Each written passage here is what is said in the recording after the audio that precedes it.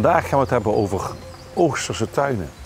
En altijd als ik aan Oosters denk, dan denk ik aan rust.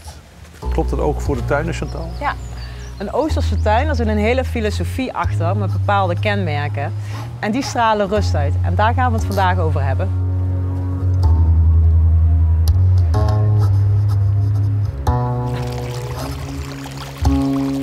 Water is een belangrijk onderdeel en dat staat ergens voor. Je hebt hier stilstaand water, dat staat voor rustige periodes in een mensenleven.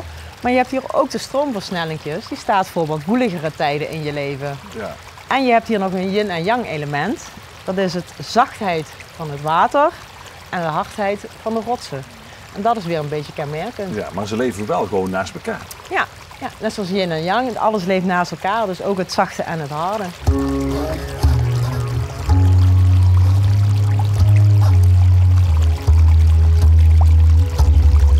De paden zijn kronkelig, dat hoort er ook bij, hè? Ja, juist door heel veel bochten in de paden te maken, krijg je geen recht pad.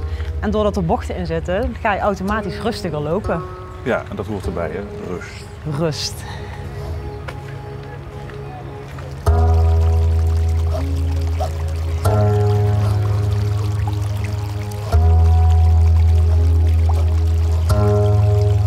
We hebben water, we hebben kronkelpaadjes, maar welke planten en bloemen?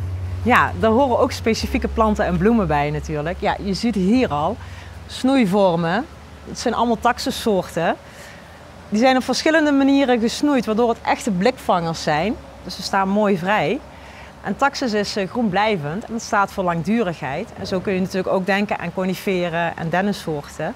Maar buiten het groenblijvende en snoeivormen hoort er natuurlijk ook bloem bij. En dat zie je vaak terug in bloesems. Denk aan kersen, appel, maar ook magnolia-soorten. En die staan dan weer, omdat ze maar kort bloeien, voor vluchtigheid, maar ook voor schoonheid.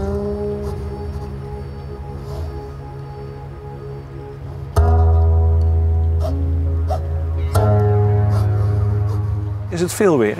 Ja, een Oosterse tuin is wat meer werk. Snoeivormen moeten bijgehouden worden, het gras moet mooi kort blijven. Maar bij de Oosterse filosofie staat juist dat tuinonderhoud, therapeutisch bezig zijn en ook weer voor rust. Ja, snoeien als zen. Snoeien als zen en als een rustgevende besteding en niet als een verplichting.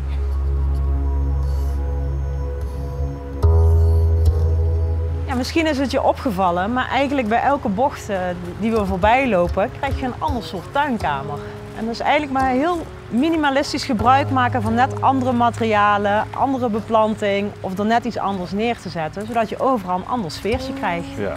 Wat me ook is opgevallen, beelden, beeldjes, ornamenten heet het officieel. Ornamenten, ja. Ja, echt kenmerkend van de Oosterse tuin zijn natuurlijk boeddha's, lantaarns.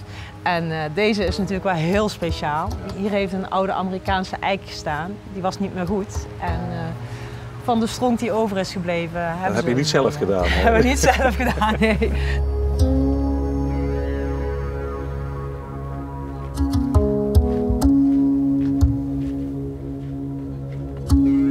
En de muziek is ook heel passend. Echte Oosterse rustgevende muziek. En als je echt een grote tuin hebt, kun je ook zo'n huisje nog neerzetten om je yoga-oefeningen in te doen. Goed idee.